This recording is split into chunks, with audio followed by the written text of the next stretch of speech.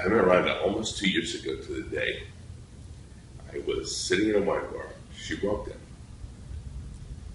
I got up to give her a little peck on the cheek. And for me, it was love at first sight. And I fell hard for her. And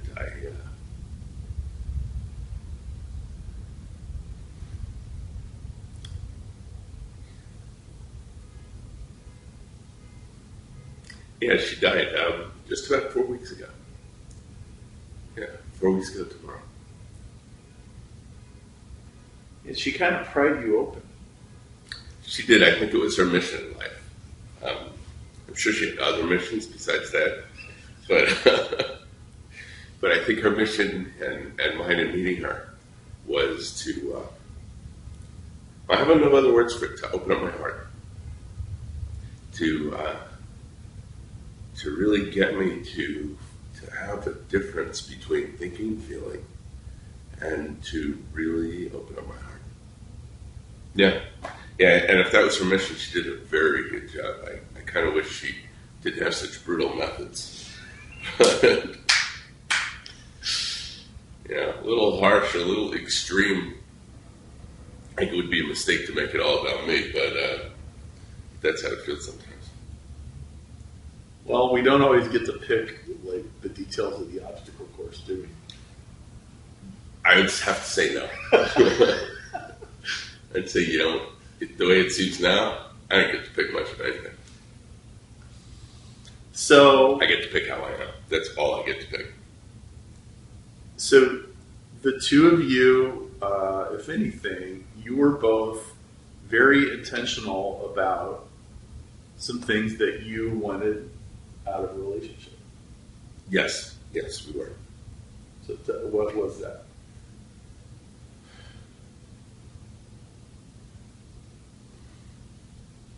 So I have lived most of my life.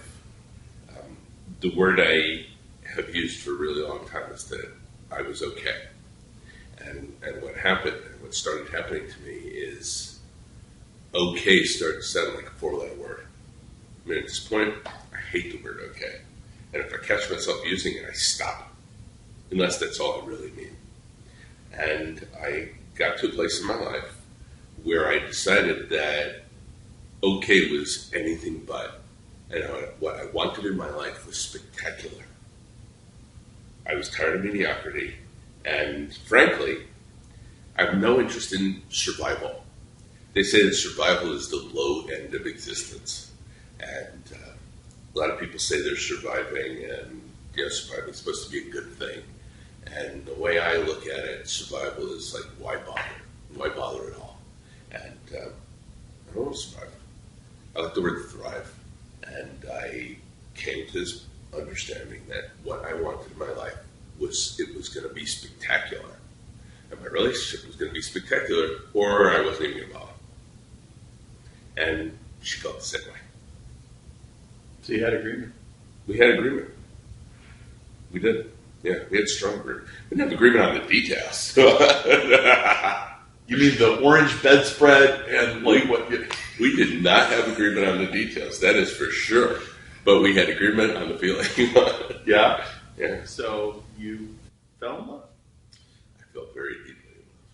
Yeah, and it was spectacular. Not without challenges, and I always have to throw them in there because I don't want people, when I talk about this, I really don't want it to sound like I'm making it like this whole Pollyanna, happy, nice thing. Because I'm really clear that the passion that I was seeking and that I am absolutely 100% committed to, the passion that I'm seeking comes with its own package of problems. Uh-huh. And if you think about it, that you cannot have that kind of passion unless you turn the dials way up. And there's all sorts of, I think the word is collateral damage, right? There's other stuff that happens, but it's a trade-off. Because I think what I was seeking in my life, what I say my okay life, was I was looking for stability. And, stability could be a very good thing. But a certain sort of But a certain level of stability leads to, I don't know, it just kind of turns. I think one of the ways you get stability is by turning down your feelings, turning down your senses. And the world is messy. The world is messy. People are messy. Emotions are messy. And, if you choose to go that route, then stuff is just flying all over the place. I liked it. Yeah, and I have to say I wouldn't change anything for a minute. And I would go there again if I had the opportunity. So, about, I don't know, 2 months ago or something like that, you get this medical, just give me some idea. I'll give you the real short strokes. For the better part of the last year, and I don't know when it started, maybe it was around the summertime, maybe it was before, I don't know. She started being tired. And she was tired all the time, and it was getting progressively tighter and tighter. And at one point, we went to see a naturopath who ran some tests, and tests showed that she had something they called adrenal fatigue, which is basically when your adrenal glands are not putting out enough cortisol to support a lot of basic function. And she was having it all the time. And it was just getting worse and worse and worse and worse and worse. And at one point, in my mind, she just fell over a cliff.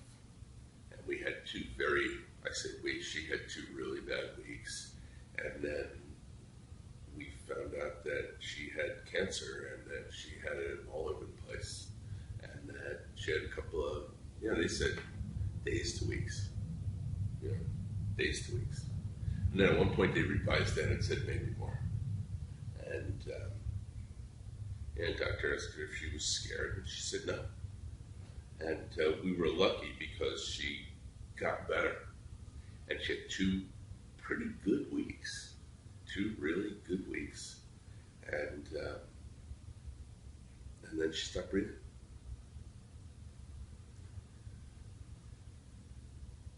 And just like that. Just like that. Your whole life. Just like that. Changes. I've been thinking for the last few days. It's like I understand the mechanics. I look at her picture, and I look at her picture, and I say, how come she's not here? How could she die? And I get the mechanics, People get cancer and die every single day. And people's loved ones die every single day.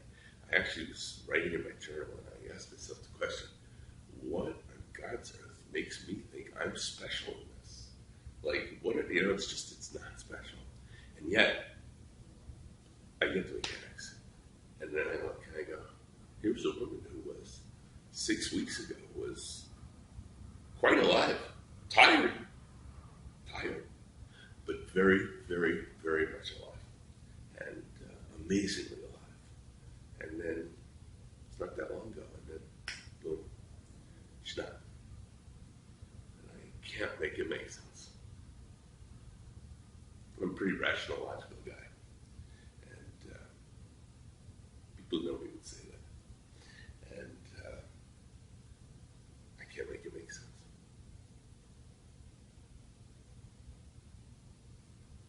Even though you can't make it make sense, you know something, which is you'd rather have a short fuse and experience some real life than a really long one where it's just okay. We had 2 years together, just shy of 2 years. And I wouldn't trade that for anything. No. And, when she first died, I thought, God, I had this spectacular person in my life and a troubled but fabulous relationship. And my first thought, it was all down here, the hill from here. And I was terrified. And in some ways I still am. Absolutely terrified that I'm just going back to mediocrity. And I was just going to go back to being okay. And right at the moment, we're doing this video, and it's just, I gotta tell you, on a lot of days, I'm just not okay. There's a book written by a guy named Richard Farina in the middle 60s called Been Down So Long It Looks Like Up to Me. That has a lot of meaning for me right now, right? There's a lot, there's some days where okay is just, okay would be fabulous. But I don't want to settle for that. I'm really committed to it. I'm really, really committed to it. And probably that's why I'm so terrified, because if I didn't care, I probably wouldn't be scared. I'd just be like, okay, fine, I had a mediocre, and then I had unbelievably off the charts great, and then it's just going, and there was that little blip in my life. And I don't want to settle for that. I don't know what that means. I don't know if it's possible, She was one in, I don't know what the number is, 1 in a million, 1 in 10 million, I like to think that on a scale of 1 to 10, she was 20. Maybe 100. And yet, I am certain on a good day, I'm guardedly optimistic. And I feel like there's a way to have it work. I don't even know what I'm talking about when I say that. To be really, really clear. And yet, there's a part of my soul that says, this is not for nothing. That there's been amazing transformation in my life. And something great can come out of it. Like I said, the price is unbelievably high. And yet maybe, something good can come out of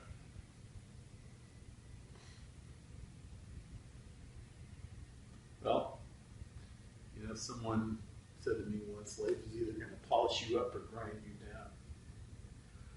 Yeah, or some of both. Perhaps. Right? When you want a diamond, right, you have to cut away most of the diamond, right? Most of it gets ground down. Right? What's left is really cool.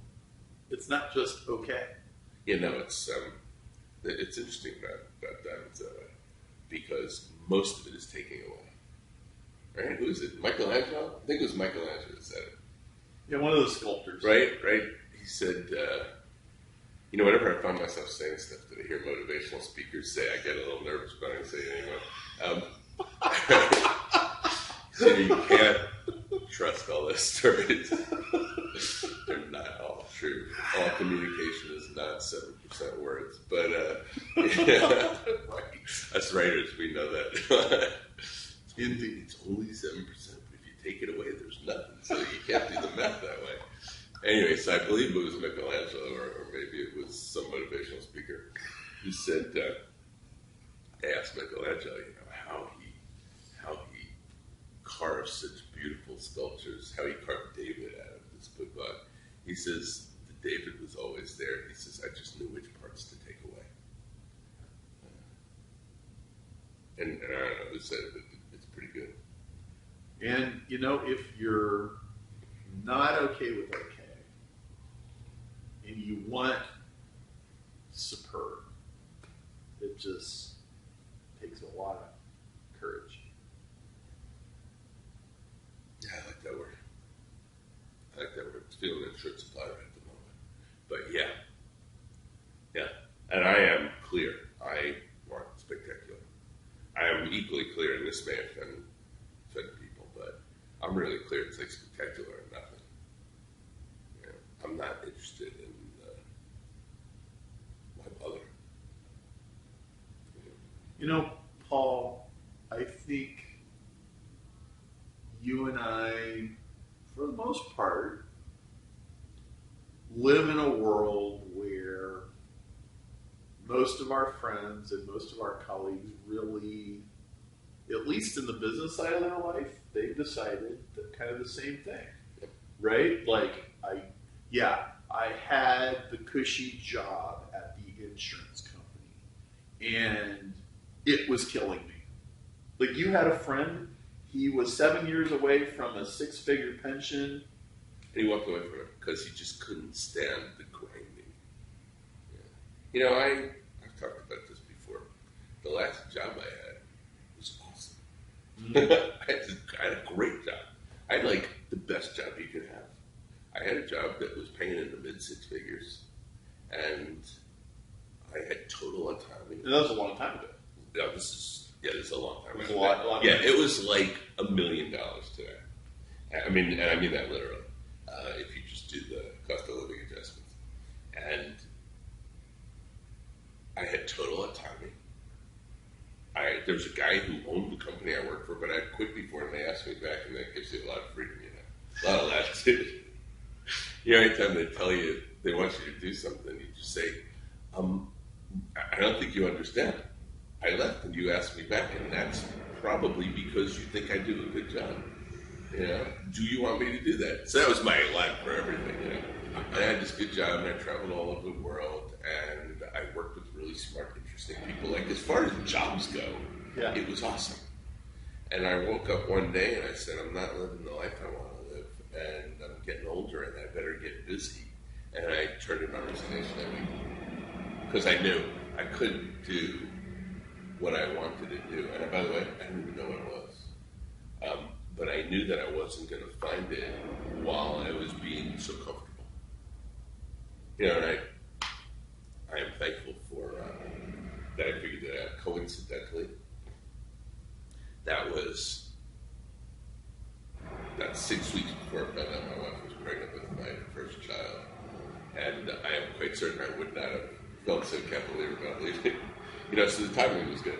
Yeah. And then, of course, I had to get busy because the timing wasn't so good. So, I am convinced that you have to make a decision about how you want your life to go. And any decision is fine. Any decision is fine. In terms of, like, if you decide you want comfort, that's fine. It's useful to know. If you decide that okay is where you are, and you don't have those same negative associations that I have with that word, then okay is great. And if you want spectacular, most of the people, and the people we know, you don't get to have careers like ours unless you make certain decisions about how you want your life to go. And, but you're really speaking to the person who's been settling for okay and knows that it ain't really. Yeah, I mean, I don't want to. I'm not in the mood to disparage anybody. Yeah. And that's why I say I think all choices are fine. And yet there's a narrow segment of the population who, and probably if you're not fitting that, you wouldn't still be here, right? You're still paying attention. Like, what the hell are they going to say? It's like, I'm tired of this sad story. And it's like there's a narrow segment of the population who is committed to having a truly awesome existence, a truly alive and awake existence. I am clear that I have, and I know it's exceptional, and I've sleepwalked through a lot of my life. Even in the middle of exceptional, I have sleepwalked through a lot of my life, and I just don't do it anymore. Time is short. She and I thought, I think she knew better, but she and I thought,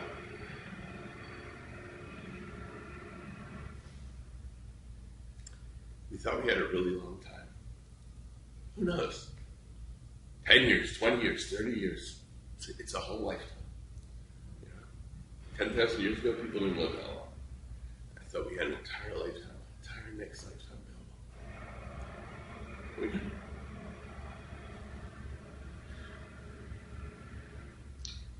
So, so time is short. And I hope it's not short for you. I hope it's not short for me, And, but our time together was short. It was like, damn, it was over. We didn't have any warning. We did not know. We thought she was sick with something that we knew what to do about it, and it was going to get better. It was going to take some time. It was going to take 6 months, 9 months, 12 months. That's what the doctor said. it was going to take some work. We were working on it and doing what they were supposed to be doing for that. But the real things were hidden from us, and I think they were hidden from us so that we didn't waste our time fooling around. So time may be there may be all the time in the world for you, and the odds aren't there. Right? The odds are that it's like bam, and all of a sudden something's done. You're done. So I don't want to sleep through my life anymore. I figured, sleep. I want to get to sleep when I get, but sleep is in short supply right now too. But I don't want to sleepwalk through the time when I'm supposed to be awake. There's a lot of sleepwalking going on. I don't want to squander what I've got. And I want to be really clear. It's like if your choice is to watch TV, then watch TV with passion. But don't wake up 3 years from now and go, what the hell happened in those 3 years? Oh crap, I've been watching TV. Don't do that. If you're going to watch TV, watch it committedly. My daughter watches TV committedly. She goes at it with a passion, and then she reports back, and it's pretty darn exciting, because she's committed to it. Yeah. And so